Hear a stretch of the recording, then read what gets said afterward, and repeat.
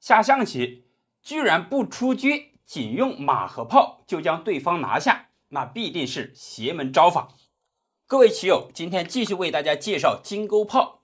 这一局和前面的走法稍微有点相反。此时黑一方骑马应对，红方选择上马，黑一方眼疾手快，进卒活通马路，也是制约红方的马。红方飞象左右均衡出动子力，黑一方出车，红方也出车。这里选择进炮，一在封锁红方的车，同时也瞄准红方的兵，将来势必炮打中兵有闪击。红方补后中路，先补后一手。此时黑方选择马八进九，这个跳边马的好处是为这个炮腾挪，将来炮的灵活性比较大。红方也上马，黑一方架起当头炮，势必要抢夺中路。红方进兵提前活通马路，黑一方出车抓炮，进炮拦截。这里还有一个潜在的小目标，平炮，把黑方这个车打回老家，将来快速出贴身车。当然黑方必定是会走进车巡河，红方平炮打，平车占据内道线。那么好了，走到这个当前的局面呢，双方已经形成了一个比较好的开局。比较有优势的就是黑方，他的双车非常的通透，而且子力也比较活通。反观红方稍微有点受压制，但是我们要仔细分析一下黑一方他这个阵型的缺陷在哪里呢？这也是本局接下来最为关键的一招。当头炮势必3-7路象不能够连接，当然进攻他的3-7路象是红方的主要的一个核心思想。平炮打象，黑方这里显然是保不住比如说他能够选择车6平7，那么红方上马，将来再上马踩卒的话，这个车在这里站不稳脚，依然是有进炮打象的这个棋。那么好了，所幸于此，黑一方选择主动进攻，打掉中兵。这里打完，红方你打我的，我也打你的，但是我这里后手是有将军的。黑方称是，此时红方加大马力进攻，这里就踩着车现在黑方是有几个走法呢？进车抓马，退车守马，还有退车拦截，不让红方上马。我们分别来看，比较眼光招的就是进车抓马，那红方这里直接上马踩掉卒，前踩马后踩车。最为关键的一招棋就是这里进炮底线是有重炮杀棋的。那棋谱的走法是黑方直接不愿意吃亏，上马踩掉，导致一招毙命。当然呢，或许大家会认为我现在退车回来守马行不行呢？那这样依然是白吃，吃完之后呢，还是暗藏有这步棋。这里也是我们第二个变化，我们就直接回到这个局面。当红方上马的时候，黑一方直接退车守住马，这样多一步棋。此时红方平车过来跟你腰对，黑方显然是不会跟你对的。如果说对掉的话，那现在很明显，这里一旦上马踩掉的话，他势必有点难守。这里不管了，选择进车抓马，红方上马踩，他是想把这个车调过来进行参与防守，或者说将来把这个车对掉，势必在这里能够稳固阵型。那现在很明显，马不能吃，黑一方选择平车拦住这个炮，主要是2路炮起到了一个关键作用。那现在红方平炮避让一手，黑一方选择进车抓马，红方跳马先避让。这里走完之后，黑一方前方抓不到子的话，目前来说红方没有杀棋，他就必须得稳固一下他的子力了。显然红方有上马踩掉炮，这里是白吃他一个子力，黑一方退炮。那么好了，走到这里又出现了一个小小的关键招法，红方选择进兵。这一步棋是几个意思呢？显然这里马踩着车也是活通马路，车如果说直接平车吃兵的话，那这里进车吃炮，开局黑方丢子肯定不划算。关键是踩着车啊，稍微有点犯难了。但是黑方这里有一个四两拨千斤的走法，选择炮二平三，既卡住马腿防止吃车，同时也是给红方设计陷阱，一旦吃掉进炮打闷弓杀，可谓是双方你掐住我脖子，我锁住你的喉，大家就这么僵持着吧。红方平炮接下来是有杀起的，黑方进卒吃兵，但是红方已经兵临城下，现在就造成了一个绝杀局面了。跳马一将军，黑方仅此退士一步棋，接下来回马将军。那么好了，这里一将军这个马的位置锁定了黑方老将，老将是起不来的。现在要么退车，要么退马，或者说称士，红方都是进车，形成车马炮三子组合妙杀。大家有没有觉得这个马炮非常的精妙呢？我们继续返回到先前的分界点，红方上马踩着车的时候，黑方进车抓马和退车守马都不太合适。关键是红方这一匹马一旦进马吃足的话，势必非常的威胁巨大。那我这里选择退车的话，守住这个卒，不让你跳马来袭，岂不是比较稳妥呢？那此时红方车一平四就强行对车，这也是前面为什么没有演绎对车的变化。那现在黑方没有办法呀，只好选择对调，红方平帅吃掉，吃完之后，接下来黑方行棋，进车过来抓马。那么好了，这时候如果说上马踩掉，他当然黑方称士，这一块解杀，当然势必是要丢一个马。那在这里红方有一个比较巧妙的棋，就是进兵拦住黑方的这个车，同时马踩着车，马还踩着炮，可谓是一招四用，既拦车又捉着双，同时也是保护自己的二路马。现在黑方怎么办呢？势必要在这里丢子黑方也是走的比较顽强，选择平炮化解。可以说黑方也是有一定的妙手，卡住马，拦住自己的子力，这一块就形成了一个拥堵。此时红方上马，黑方现在这个马显然是保不住，如果说上马吃进炮闷杀，当然或许大家会在这里有一个想法，红方主要就是进炮下里这步棋比较厉害，那我回马你不就没这个杀棋吗？但是红方可以跳马，这里把黑方马盖住，依然有这样的一个凶招。所幸这个马救也救不活了，干脆称士解杀。红方上马吃掉，黑方进卒吃兵，车还是不敢动，因为象在这里守护着。此时现在红方行棋跳马将军，黑方不敢将五进一，马后炮绝杀，只能将五平六，进炮一将军，将六再进一。那么好了，这里再次平炮打象，这一步棋黑方还得要注意了。看起来表面上是退炮打着卒，实际上这里是炮二退一的话，就是个绝杀。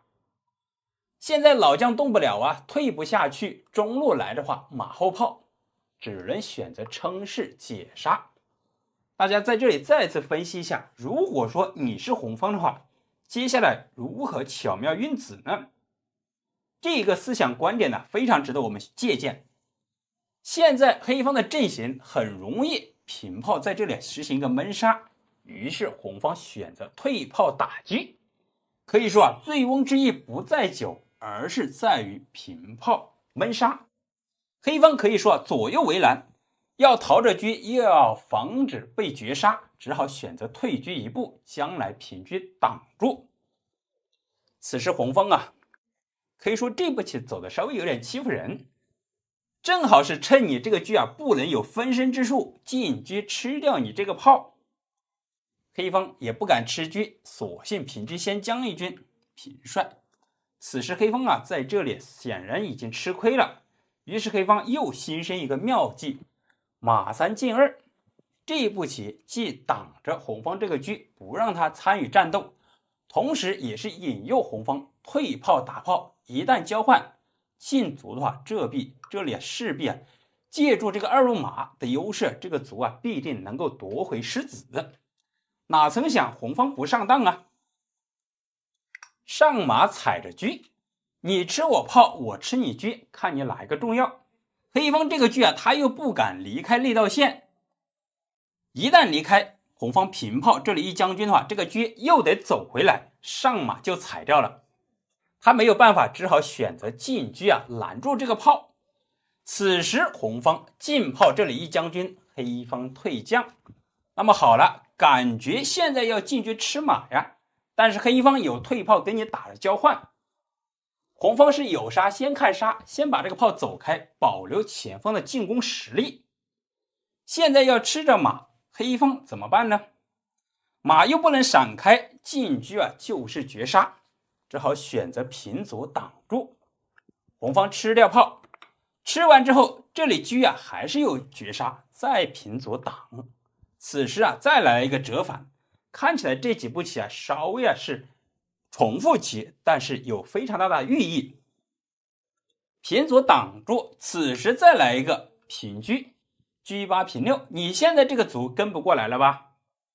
当然，我如果说上马呢，不就又把你挡住了吗？上马的话，好 ，G6平7，这个车灵活性非常的强，看起来左右走位实则是到处在钻空子。显然，当红方平车过来的时候，黑方并没有选择跳马，而是选择平车，那只能选择交换，吃掉。吃完之后，红方上马，接下来再跳2步马，就是个绝杀。其实走到这里黑方已经大势已去了。显然红方是双马双炮，黑方一个单马小卒的话，他防守都防守不住。我们就直接再次往下演变，将攻杀进行到底。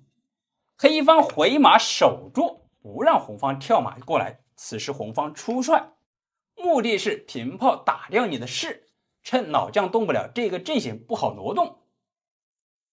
黑方称是红方上马将军，这里也是为这匹马另外开辟一条道路，只能退士。那么好了，现在这个马是没有办法回来救驾的。此时炮2退2就显得格外耀眼了。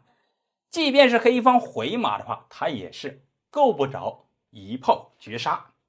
好了，今天的这一局就为大家先分享到这里。棋友们有没有觉得今天这一局马炮功夫非常的精彩了得呢？如果说觉得还不错，欢迎长按点赞，评论区交流，来个强烈推荐，非常感谢朋友们。今天将继续为大家讲解大猎手炮的精彩变化。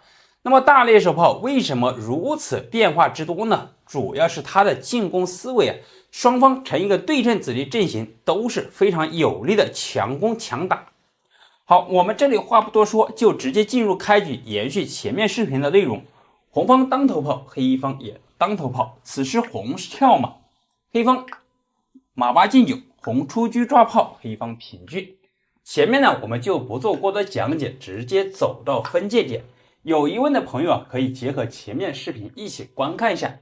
那么走到这里双方呈对称子力阵型，走的比较多的就是红方兵9进1，先活通马路，黑方卒9进1。此时红方深车巡河，黑方也来了一个深车巡河。那么接下来红方跳马打车，红方平车避让，同时占据内道线。红方也来一个G2平6，目的既避免了黑方同样上马打车，此时也是占据6路内道线。好，那么走到这里之后呢，红方目前来说双车马炮已经归边。此时如果说黑方走马9进8的话，红方上马8进6，这样的话跟你换马的话就容易从中路展开进攻。这里前面几个视频的内容已经做了充分的演示。那么黑方走的比较好的就是卒3进1，这也是最为精彩的变化。那么走到这里之后呢，显然红方不能马8进6的话，但是他可以马8进7。此时黑方马9进8。好了，那么接下来红方接下来这一步棋是本局入局的突破思维的关键之招。直接扔一个海底炮。接下来就演变了非常精彩的3个变化。那么前面我们讲了，黑方如果说退马吃炮的话，那么在第2个变化迅速就落败了，因为红方啊中炮一发出的话，先来一个一炮正五子，迅速双车以及侧面虎杀法非常的精彩犀利。那么它第2个变化就是马8进6，在前面一局我们也做了充分的讲解。本局我们继续看它第3个比较顽强的变化，既补后中路，同时这个阵型也是在老家进行防守。好了，那么走到这里之后呢，棋友们看看接下来该如何进攻呢？此时你进车好像也无力，这个马被卡在这里，中炮又发不出，红方来了一个炮2平1。那么接下来相信棋友们一看这一步棋走完之后，红方主要有一个车8进9的话，平炮打边打底象就是个闷攻杀，主要也是为了针对当头炮从3期路线进行进攻。好，那么此时黑方选择炮5平6，意在飞象双向连接，但是红方依然是进车。此时黑方飞象，显然这一步飞象稍微有些迟缓，因为红方上马就给你踩掉了。此时踩完之后，大家可以仔细分析一下，黑方目前来说还不能平炮打，因为这里平炮打完象就是个闷攻杀。他如果说飞象吃马的话，显然这里平车砍士就是个绝杀，因为这也是刚才红方在这里车2平6提前埋伏的一个杀招。那没有办法，接下来他要解杀怎么办呢？唯独就有2种走法，要么将5平6，要么马3退1守住象。我们分别来看，此时将5平6的话，棋友们不妨在这里再次思考一下，接下来红方又该如何破局呢？这里是进车砍士呢，还是走其他子力呢？好，我们给大家分享古朴的走法，平炮打象。这里一将军，黑方只能将6进1。那么好了，这里可不可以打车呢？虽说这里打车显然是个换棋，但是我们也给大家演示一下，因为你打完之后呢，他这里回马踩掉你了。当你退炮打马，他可以平炮打你中马，这样的话显得一轮交换完毕之后呢，黑方的子力稍微还活跃一点。反观红方主要是这一个3路马，目前来说还没有活通马路，这样的话显然红方劳而无功，而且失去先手。好，那么我们再看看古朴的走法，它比较稳妥的就是炮3退1，既先保留车，同时这里一将军把黑方置于一个尴尬境地。显然黑方不能退将如果说退将的话，进车或者平车砍士就是个绝杀。这也是正好这个马把黑方的中士牢牢给吸住。那么他现在比较好的稳妥的走法就只能走士5进4，同时这样走的目的也是为了挡住红方的6路车，不让这个6路车参与战斗。但是红方可以跳马一将军。好了，这里就接下来走出了和古朴稍微有不同之处。那么古朴的走法选择，首先我们充分说明一下，这里跳马将军他是不能退的，退炮进炮马后炮绝杀。如果说将6平5这是古朴比较顽强的走法。当然我们稍后也为大家推演一个，还有一个车8平5先卡住马这样的一个走法。好，首先我们看古朴的走法。那么这里走完之后呢，红方又该如何进攻呢？看起来车马炮3子归边是有杀呀，但是目前来说他的子力阵型呢，主要是这一个3路马在这里也起了一个关键作用。那么棋友们不妨看看，如果是你的话，该如何入局呢？好，我们直接为大家走出来，炮5平8，这个炮就来了一个神龙摆尾，接下来进炮就是个绝杀。黑方迫于无奈只能跳马挡住。此时如果说退车吃马的话，黑方平车吃掉，这样一交换呢，黑方稍微能够减轻一点压力，但是红方显然是不会的。接下来平炮马后炮就是个绝杀。那么现在黑方老将也动不了此时目走到这里之后呢，黑方也只能选择投降了，因为这里既有退车吃马，还有这里跳马将军抽车，它是双拳呢拦截四手，显然红方在这里双车双炮马已经呢全部围攻过来了。我们返回到这里，当红方跳马将军的时候，那么古朴选择是将6平5。那在这里我有一个小小的疑问，黑方为什么没有选择走车8平5呢？这样的话既卡住红方的马，同时还牵制住红方的车马。那么这一步棋为什么没有演变出来呢？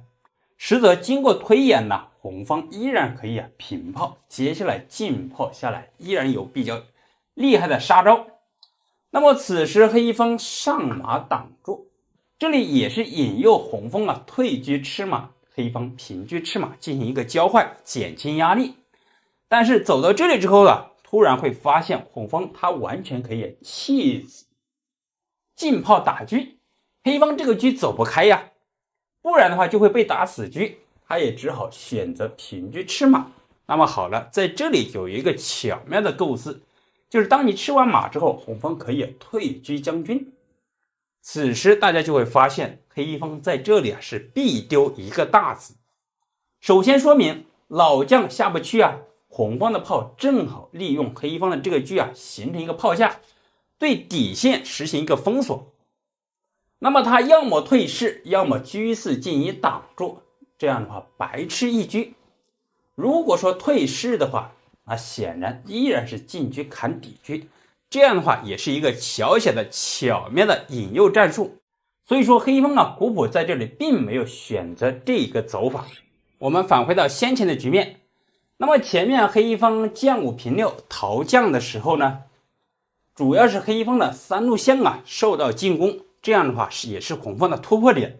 那么它还有第二个变化，就是直接回马守住底象，一旦象打不到的话，那显然感觉红方进攻不动。那么棋友们不妨再次暂停手机屏幕，进行思考一下，接下来红方又该如何采取进攻呢？这里我们首先提供一下思路，底线有车炮，中路有马和炮，内道有车，显然红方是占领了绝等的绝杀优势。好，接下来红方是直接进炮打掉中卒，先手来一个炮阵中路，将来势必有天地炮的绝杀。那么此时走到这里黑方就得注意了，稍微他如果贪吃的话，迅速能够绝杀。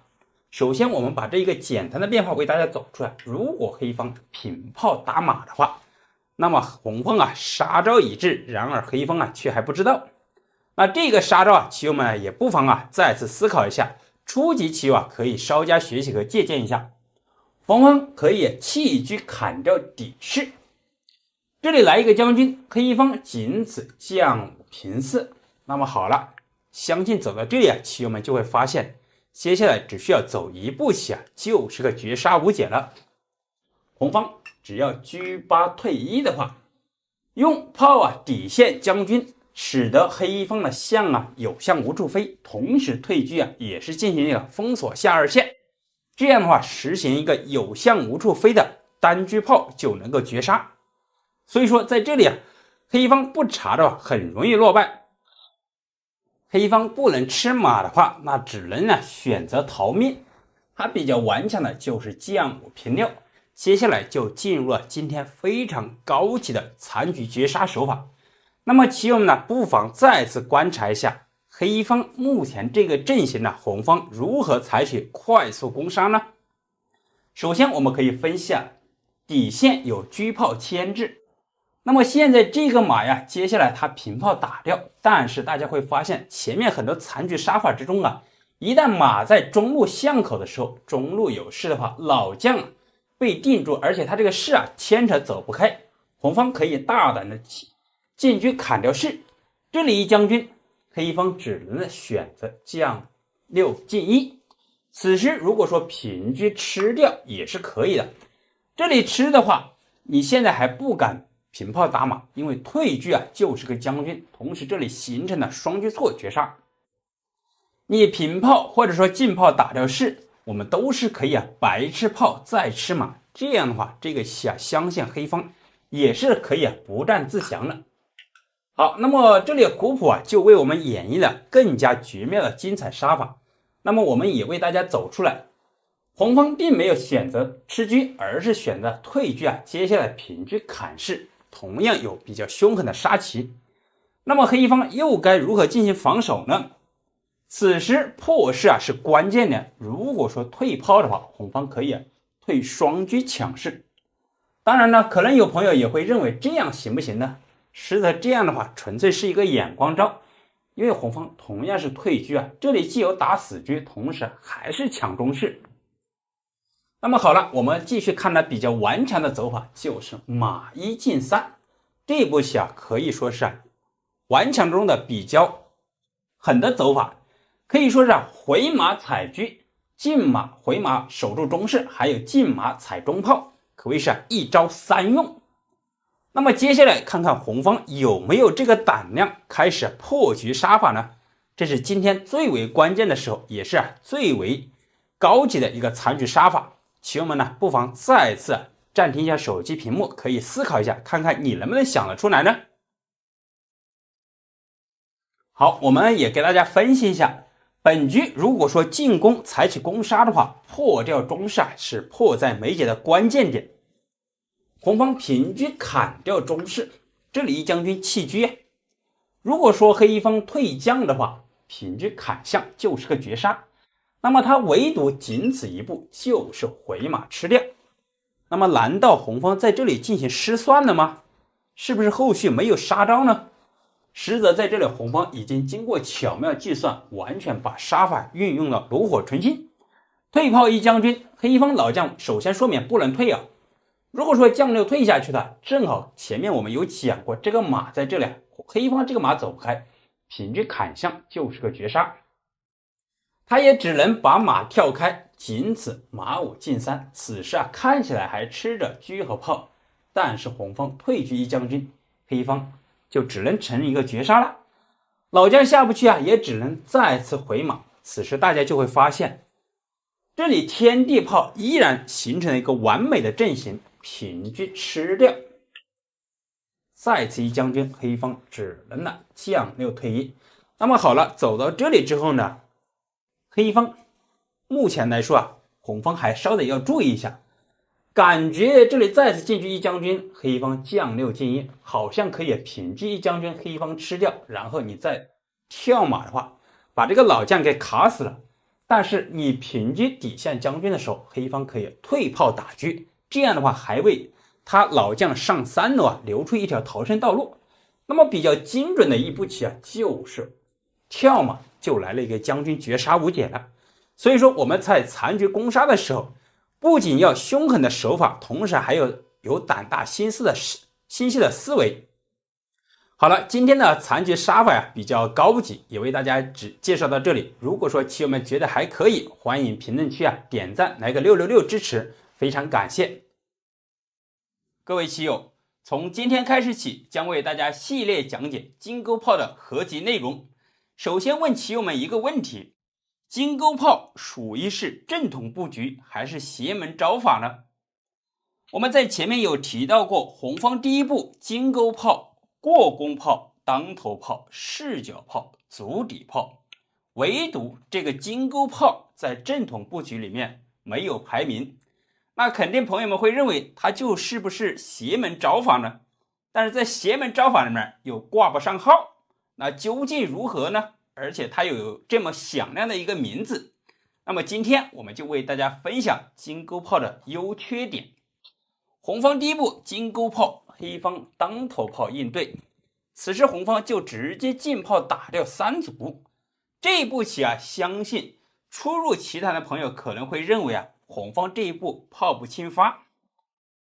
黑方进炮打掉，显然黑方扔下一个空头炮更加有力度。红方退炮，黑方这里怎么办呢？接下来平炮中路一闪将，上马踩炮，黑方这个炮有点立不住，先退回来，退到卒头寻河口，这里稳重。红方平炮，黑方加强中路火力，可以说这个阵型开局就给人不寻常。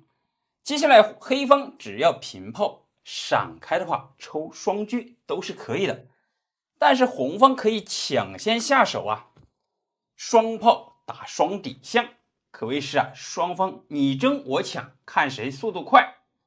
那么我们可以看黑方，比如他先平炮闪将抽车，会是一个什么变化呢？红方飞象，黑方进炮打掉车。你这里走完之后，接下来轮到红方行棋了。红方进炮打向一将军，黑方称是，此时再进炮打底象，绝杀。那可能有朋友坐耐不住了，你这是什么棋呢？那肯定黑方不会先平炮闪击啊。显然黑方明知道红方是双炮齐发，而且还有很强的后续进攻力量，先防守再说。跳马这里走不到马八进七，正好在炮口，同时你防住了左边，防不住右边，红方依然是先下手为强，进炮打掉底象将军，黑方称是。那么可能有朋友会认为在这里为什么没有走将进一呢？大家可以相互讨论一下。我们先看称是的变化，此时平炮打车，这里将军，接下来黑方又有2个走法，退士以及跳马。首先我们看退士，现在红方打也打完了，后续力量也没有跟进，唯独就一个单炮在前方作战。此时跳马八进9，因为黑方接下来两边都是抽车，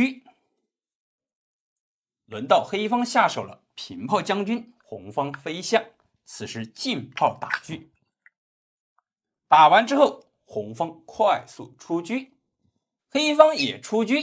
那么好了，红方进车吃马，黑方也进车吃马，看起来双方阵型一样，接下来大家都是互相退车抽将，但是红方棋快一招，显然得胜。退车一将军，这里只能称是，老将起不来，接下来进炮打象，蒙攻绝杀。那这里第2个变化，当红方平炮打掉车，黑方马2进3，这个变化更加的精彩，也是能够让我们学到比较好的杀棋。红方跳马，此时又是轮到黑方左右平炮闪击打车。为什么跳8路马呢？也是能够车9平8，快速抵达前方阵营，实行火力集结。黑方平炮将军，红方飞象，进炮打掉车。这里打完之后呢，现在轮到红方行棋，快速出车，显然进车将军退车这里容易抽马，先选择将5平4，这里防止被抽。此时红方来一个进车将军顿挫手法，退车一将。那么好了，这里显然红方夺得2步棋，车抵达下2线，对方子力没做任何变动。显然前方车炮是没有攻势了，选择兵9进1，准备启动后方力量活通马路。黑方一看，心中窃喜，这是显然红方前方拿不动，快速出车，这里有缓招。那现在红方选择跳马，黑方进车吃马，这步棋能不能走呢？如果说走完之后，这里进炮打象就是个绝杀。显然黑方在这里是有所顾虑的，这个车被牵制，想走车的话，必须先进卒把这个炮赶走。红方平炮，看起来红方目前来说双炮车马4个大子，黑方是5个大子，显然黑方子力上面占优，但是红方已经兵临城下，是有很强的杀势的。黑方此时心想，我可以进车吃马，接下来退车抽，马炮必丢其一，但是哪曾想红方在这里快人一步。棋友们不妨在这里可以暂停一下手机屏幕，看看这里有一个5步连续进攻杀，你能不能想得到呢？这里可以提一下，到底是跳马将军呢，还是进车先将军呢？这里可以说啊，一好一差，稍微疏忽啊，就能够容易落于败局。那这里我们就直接走正确的走法。如果说跳马的话，这里大家可以不妨自行演变一下。进车将军，黑方将4进1，此时再跳马，这里马离这个老将更加近一步，这样容易进攻。如果说先前跳马的话，局势稍微会逆转。黑方只平炮或者称士，效果其实都一样。此时退车1将军，将4退1，接下来跳马将军，马炮双将必须动老将，将4平5。好了，接下来这一招棋一招致命，跳马绝杀无解。这步棋不知道棋友们有没有想到呢？看起来前方这个车打头阵，没想到是双炮做了一个主角。好了，今天的这一个开局金钩炮就为大家先分享到这里，后续我们为大家详细讲解各种对局。各位棋友，今天将要为大家分享的是飞象局应对金钩炮，那究竟花落谁家呢？本局依然体现了金钩炮邪门斩杀飞象局。我们直接进入主题，黑方飞象，红方进兵。黑方快速起横车，红方上马，黑方拐角马。可以说黑方出子形散神不散，他的一个主要意图，飞象拐角马先补后中路，提前在内线运子。红方出车，黑方平炮，这步棋的目的，车角平8，快速出车，为出车让道。红方上马，黑方出车，红方也出车，进车巡河。那么走到这里，红方就走了一步棋稍微不可思议。炮3平4，看起来你先前这不是金钩炮吗？走到这里非常的有力度实则这步棋是金钩炮的灵魂招法，它随时能够转变为视角炮、当头炮、过弓炮，非常的灵活。同时这步棋也是为今天本局的后续杀法做了一个有力的保障。走到这里，黑方采取进卒，就准备跟我们对调，红方进兵。那么好了，这步棋也是非常的关键，是平车吃兵呢，还是怎么办呢？黑方这步棋非常值得借鉴，车1平3，快速出车，借助抓子的先手稳固自己的阵型。同时这个车一旦闪开的话，势必他的底线稍微比较空虚，容易被红方趁虚而入。那么此时走到这里之后呢，红方选择进兵活通马路，黑方进兵吃掉，红方进车巡河，黑方上马提前也是活通2路马。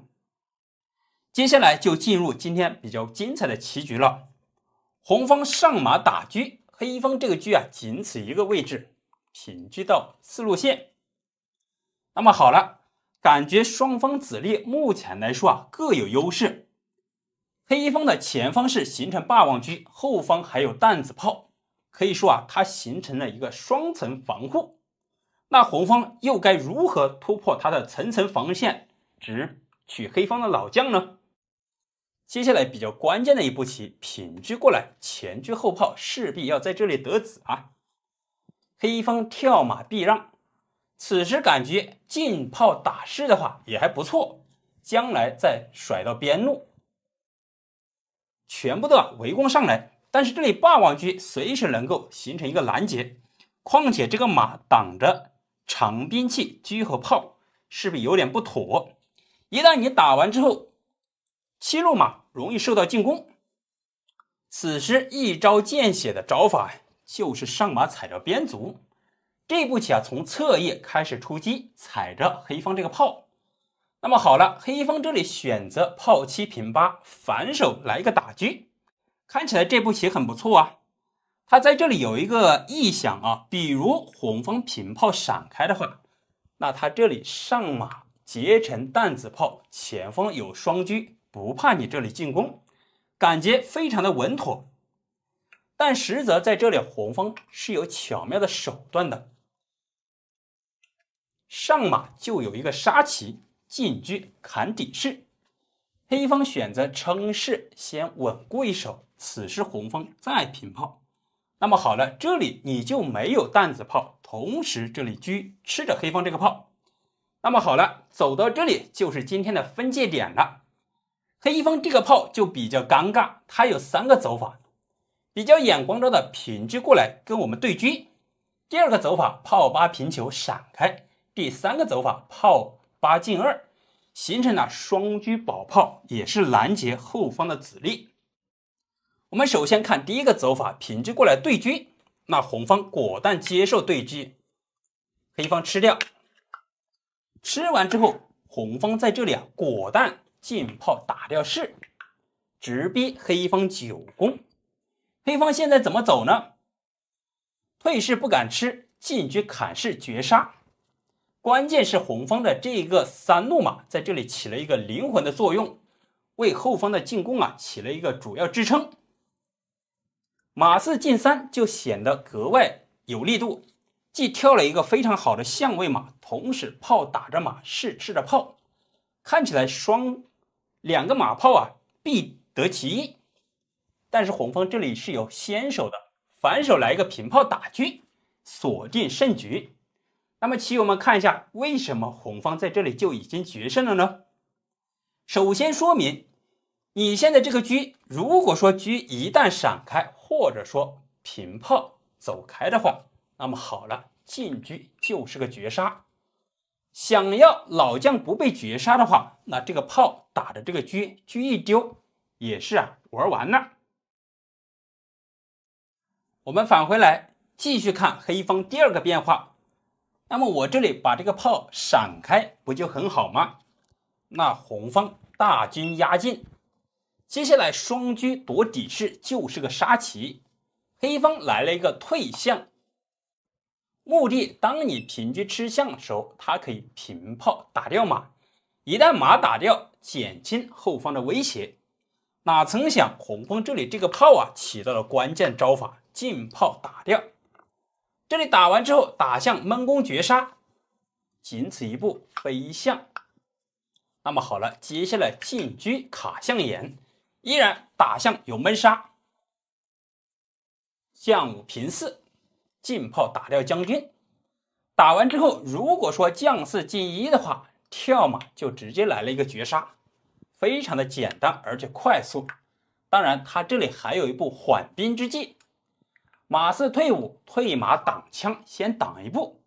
此时比如说平车砍掉中士的话，那这里既有炮打马，还有退象打炮，可谓是缓解燃眉之急。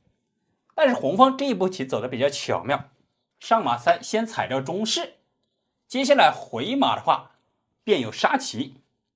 那现在黑方这里一看，红方前方的这个双车马炮已经大军压境，势必要减轻压力，平车过来对掉。那么此时红方接受对车，接下来又进入了非常精彩的运子技巧了。这里对完之后还吃着炮平炮，下一步棋上马将军抽车，黑方提前避让，而且在这里采取一个防守，红方上马。这步棋是几个意思呢？